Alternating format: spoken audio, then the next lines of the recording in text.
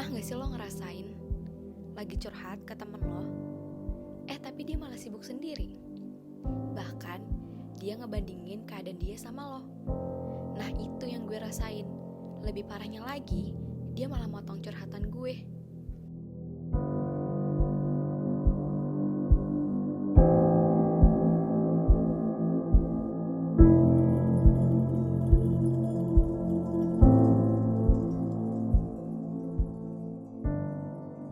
Gue bingung deh sama orang yang kayak gitu. Padahal menurut gue penting banget loh buat lo berusaha menjadi pendengar yang baik untuk teman lo atau bahkan orang lain. Ya kalau lo gak bisa menjadi pendengar yang baik, lo gak akan bisa memahami keadaan orang lain. By the way, gue mau curhat dong.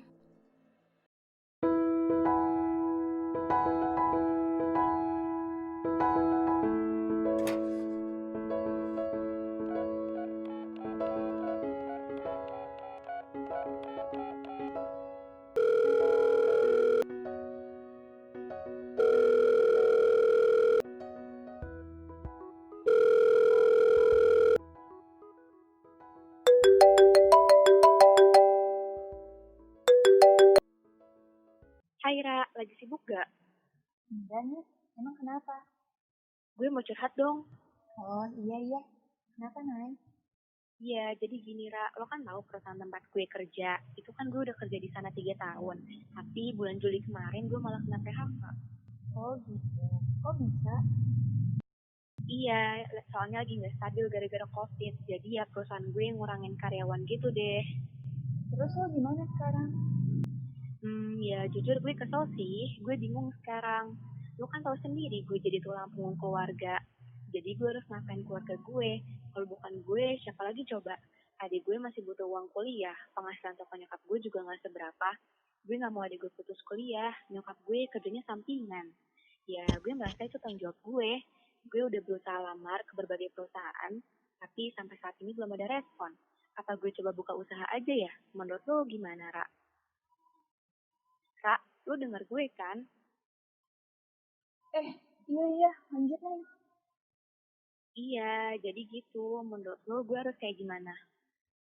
Lo lamar kerja aja di perusahaan lain. Iya, tadi kan gue udah bilang, gue udah lamar kerjaan di perusahaan lain, tapi belum ada respon. Gak coba perusahaan lain lagi. Gue udah lamar kerja, nggak cuma 10 perusahaan doang, Kak. Sampai 20-an ada kali perusahaan gue lamar, tapi... Ya udah, tunggu aja. Tapi lo ngerti kan kondisi gue sekarang kayak gimana? Ya iya Nay, kondisi lo tuh gak sebanding sama kondisi gue sekarang. Kok lo jadi marah, Ra? Gue tuh udah di PHK, udah dari lama. Gue udah di PHK dari bulan April coba. Tapi usaha bokap lo kan makin sukses semenjak COVID. Tapi tetap aja gue tuh harus kerja. Mau ditaruh di mana muka gue kalau jadi pengangguran? Malu lah sama temen-temen. Gue tuh cari nafkah, bukan buat cari muka, emang kebutuhan. Gue tulang punggung keluarga gue, Ra.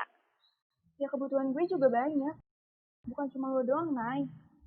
Bahkan gue juga bingung kenapa mesti gue yang di PHK. Padahal gue karyawan terbaik. Ra, tapi gue kan curhat buat keluarin unek-unek gue doang. Syukur-syukur gue bisa dapat masukan dari lo. Bukannya malah jadi adu nasib kayak gini. Bahkan kayaknya lo gak peduli sama curhatan gue. Gue juga cuma keluarin unek-unek gue doang. Lo juga curhat gak merhatiin kondisi gue kayak gimana. Ya udahlah, terserah lo aja.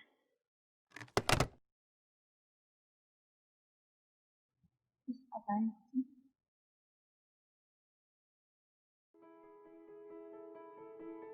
Tuh kan gue malah jadi curhat ke lo. Tapi makasih ya udah dengerin curhatan gue. Habisnya gue bingung sih mau curhat ke siapa lagi. Semoga kedepannya lo tetap bisa menjadi pendengar yang baik ya. Karena lo tahu sendiri kan akibatnya kalau lo gak bisa menjadi pendengar yang baik. Gue aja sampai berantem sama sahabat terdekat gue. Makasih ya.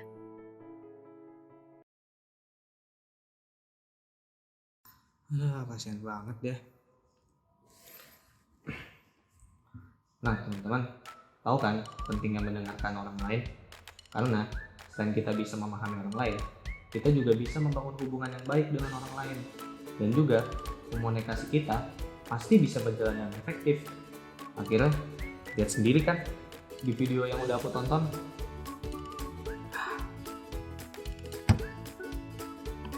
Nah, di sini aku mau kasih informasi ke kalian. Gimana sih cara menjadi pendengar yang baik? Tahu nggak sih kalian, Joseph DeVito udah membagi proses mendengarkan menjadi 5 tahap.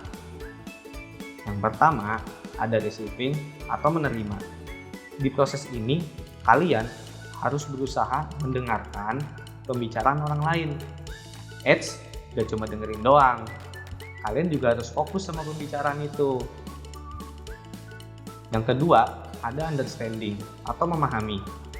Dalam memahami, kita harus mempelajari apa yang dibicarakan oleh lawan bicara kita, agar kita bisa mengerti maksud dari pembicaraan itu. Yang ketiga, ada remembering atau mengingat. Perlu kalian ketahui, dalam mendengarkan yang efektif, kita harus ingat apa yang udah dibicarakan oleh lawan bicara kita. Yang keempat, ada evaluating atau mengevaluasi. Dalam evaluasi, kita harus menilai maksud atau tujuan yang disampaikan oleh lawan bicara kita, agar kita dapat memberikan opini yang sesuai. Dan yang terakhir, yaitu responding atau memberikan respon. Maksud dari respon ini adalah feedback kita terhadap topik yang dibicarakan oleh lawan bicara kita. Untuk itu, kita membutuhkan telinga untuk mendengarkan, mata untuk melihat, perasaan untuk merasakan, pikiran, dan yang terakhir, kita harus fokus. Nah, mendengarkan itu sebenarnya nggak semudah yang kalian bayangkan. Perlu kita ketahui, kita membutuhkan tenaga dan kemampuan untuk bisa menjadi pendengar yang baik. Maka dari itu, penting buat kalian untuk mengetahui 5 langkah dalam proses mendengarkan yang tadi udah aku jelasin. Eits, gak cukup untuk pengetahuan aja, tapi kalian juga harus menerapkan dalam kehidupan sehari-hari. Good luck ya, semoga kalian bisa jadi pendengar yang baik, agar berguna bagi orang lain. Aku pamit dulu ya. See you next time. Dadah.